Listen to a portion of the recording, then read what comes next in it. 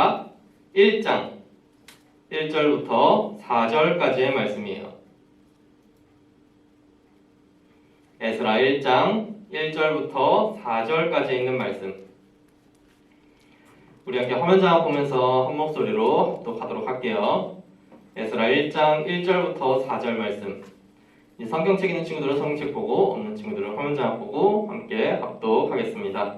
그럼 봉독하겠습니다. 바사왕 고레스 원년에 여호와께서 예레미야의 입을 통하여 하신 말씀을 이루게 하시려고 바사왕 고레스의 마음을 감동시키심에 그가 온 나라에 공포도 하고 조서도 내려 이르되 바사왕 고레스는 말하노니 하늘의 하나님 여호와께서 세상 모든 나라를 내게 주셨고 나에게 명령하사 유다 예루살렘에 성전을 건축하라 하셨나니 이스라엘의 하나님은 참 신이시라. 너희 중에 그의 백성된 자는 다 유다 예루살렘으로 올라가서 이스라엘의 하나님 여호와의 성전을 건축하라. 그는 예루살렘에 계신 하나님이시라. 그 남아있는 백성이 어느 곳에 머물러 살든지 그곳에 사람들이 마땅히 은과 금과 그 밖의 물건과 짐승으로 도와주고 그 외에도 예루살렘에 세울 하나님의 성전을 위하여 예물을 기쁘게 드릴지니라 하였더라. 아멘. 할렐루야. 우리 친구들 오늘도 너무너무 반갑습니다. 이렇게 또 함께 해주셔서 너무너무 고마워요. 오늘은 게다가 많은 친구들이 코로나 때문에 또 못 오고 여러 사정 때문에 오지 못해가지고 오늘 찬양팀 어떻게 하나 걱정을 많이 했었는데 오늘도 이렇게 은혜로운 찬양을 부를 수 있음에 언제나 예비하시는 하나님의 은혜가 참 감사하게 느껴졌습니다. 다음 주에는 이제 못 나왔던 선생님도 다시 나오실 거고 또 여러 친구들도 이제 곧 있으면은 다시 나올 테니까 같이 더 은혜로운 찬양을 할 수 있는 그런 모든 친구들 되기를 바랄게요. 오늘은 이제 에스라의 말씀을 시작해 보려고 해요. 여태까지 이제 우리 열왕기상 하를 통해서 이스라엘의 역사를 함께 살펴보았는데 그렇게 멸망하였던 나라가 이 에스라에 이르러서 어떤 일이 일어나게 됐는지 오늘 말씀 가운데 주시는 하나님의 말씀을 함께 생각해 보도록 하겠습니다. 이제 바사, 이제 페르시아를 가리키는 말인데 페르시아의 왕 고레스의 원년, 그때 하나님께서 고레스의 마음을 움직이사 고레스가 전국에 조서를 내리게 되었어요. 이 조서의 내용은 한마디로 표현하면 이스라엘에게 자유를 선포한 그러한 말씀이에요.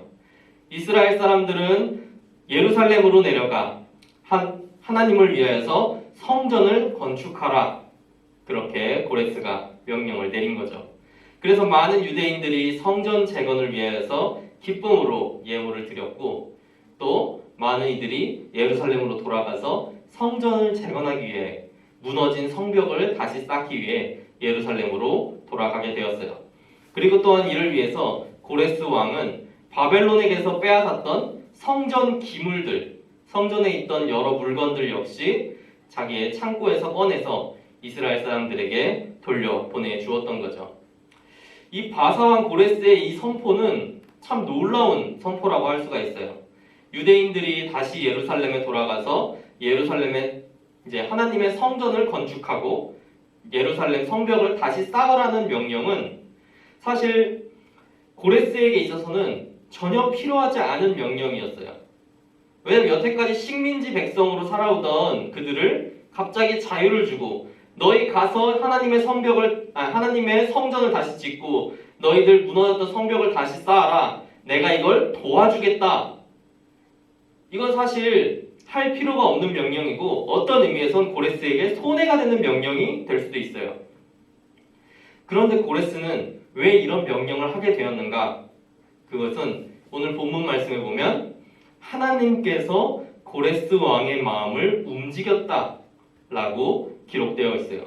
그 이야기가 무엇이냐면 고레스 왕은 원래 그런 마음을 갖고 있지 않았지만 하나님께서 그의 마음을 움직이니까 그가 그러한 선포를 하게 되었다는 거죠. 즉 하나님께서 역사하사 기적을 만들어준 그러한 사건이라고 할 수가 있는 거죠.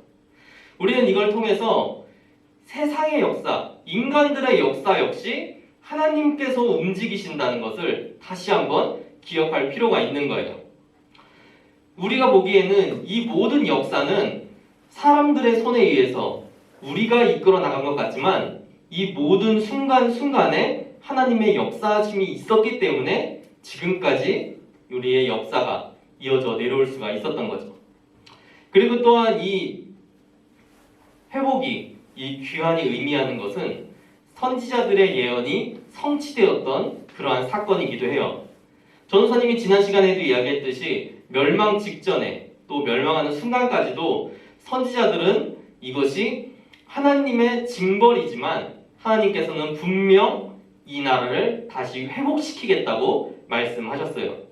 이사야도 구세주에 대해서 우리가 다시금 시온으로 돌아가 하나님의 성전을 건축할 것이라고 이야기하였고, 예레미야 역시 너희가 바벨론에서 70년의 포로 생활을 견디고 나면 너희가 다시 돌아올 것이다 분명 말씀하였던 거죠. 이것은 하나님의 속성과도 연관이 있어요. 하나님께서는 우리가 잘못된 길로 가실 때 분명 징계하시지만 그 징계를 영원히 이어나가시는 분이 아니신 거죠. 징벌은 길지 않게, 축복은 길게 주시는 분이 하나님이신 거예요. 이건 어떤 의미에서 보면 부모님과도 참 비슷하다고 할 수가 있어요. 부모님도 우리가 잘못된 행동을 한다든지 잘못된 길로 갈 때는 우리를 혼내고 또 뭐 체벌을 한다든지 뭐 벌을 줄 때도 있죠. 전도사님 때만 해도 이제 부모님한테 잘못하면은 뭐 손바닥을 맞는다든지 엉덩이를 맞는다든지 그랬었는데 요즘은 어떤지 잘 모르겠어요. 뭐 어쨌거나 그렇게 하고 뭐 벌을 맞는다든지 그런 것들을 했었어요. 근데 그런 것들은 부모님이 우리를 미워하기 때문에 하는 것이 아니라 우리가 잘못된 길로 가지 않기 위해 그것을 막기 위한 징벌로서 내리는 그런 벌인 거죠. 그리고 그게 영원히 지속되는 것도 아니잖아요. 짧게 끝내고 다시 우리에게 다가와서 우리를 안아주시는 분이 부모님이신 거잖아요. 그러니까 하나님께서도 그런 마음을 가지고 있다고 생각하고 하나님의 모든 삶을 우리에게 행하시는 모든 축복과 징벌을 바라보면 부모님이 우리를 바라보는 마음과 같다는 것을 알 수가 있어요. 우리가 계속 잘못된 길로 가고 있으니까 하나님께서는 그쪽으로 가면 안 돼, 이쪽으로 가야 돼, 그렇게 계속 우리를 징계하시고 뭐 가르쳐 주시지만 그렇다고 우리를 미워하시는 게 아니고 우리를 너무너무 사랑하셔서 우리가 좋은 길로만 가기를 원하는 거죠. 그래서 우리가 좋은 길로 가고 하나님 말씀을 잘 들으면 그것을 통해서 놀라운 축복을 주시는 분이 또 하나님이신 거예요. 이제 지난 시간이었죠. 아수르의 공격 앞에서 하나님께서 남유다를 지킬 때 하셨던 말씀 가운데 내가 내 종 다윗을 위하여서 이 성을 지키겠다 말씀하셨어요. 근데 그때는 이미 다윗이 죽고 수백 년이 흐른 뒤였어요. 근데도 다윗을 위하여 지키겠다. 하나님께서는 그 다윗의 믿음으로 남유다의 그 왕조를 끊임없이 지키고 있었던 거고 복을 주고 계셨던 거예요. 그와 같이 하나님께서는 벌을 줄 때는 짧게 주시고 축복을 줄 때는 그렇게 길게 또 영원히 주시는 그러한 분임을 우리는 기억해야만 해요. 오늘 이렇게 이스라엘 백성들은 고레스 왕의 칙령을 통해서 이스라엘로 돌아가 자기들의 성벽을 다시 쌓고 성전을 재건할 수 있는 회복의 길을 얻게 되었어요. 오늘날 우리들도 지금은 참으로 힘든 암흑기 속에 있어요. 이 코로나 언제 끝날지 도대체 모르겠어요. 끝난다 하는데 계속 확진자는 늘어나고 지금도 여러 사람들이 확진되고 있고 오늘만 해도 여러 사람들이 확진되는 바람에 뭐 못 나온 친구들도 있고 또 위랑 아래 여기 스케줄이 엉키는 바람에 참 골치 아팠던 적이 많았었어요. 전사님도 이제 지난주까지만 해도 찬양인도 대타로 뛰고 오고 그런 식으로 코로나 때문에 우리 교회의 삶이 예배가 참 힘든 상황 속에 있어요. 하지만 이것도 끝이 있어요. 이 끝이 왔을 때 하나님께서는 이 끝을 통해서 우리에게 다시금 회복을 선물해 주실 거예요. 지금은 잠깐 떠나 있고 지금은 잠깐 멀어져 있다 하더라도 하나님께서 회복을 선포하시고 귀환을 선포하시면 우리는 다시 여기에 모두 모여서 지금 있지 않은 친구들까지도 함께 모여 하나님을 찬양할 수 있는 거죠. 그러니까 지금 당장의 힘든 상황, 어려운 상황 속에서도 언젠가 회복시킬 하나님, 언젠가 우리가 돌아오게 해주실 그 하나님을 믿고 언제나 하나님 안에서 살아가는 그런 모든 친구들 되기를 바랄게요. 오늘 들은 말씀 생각하며 잠깐 기도하는 시간 갖도록 하겠습니다.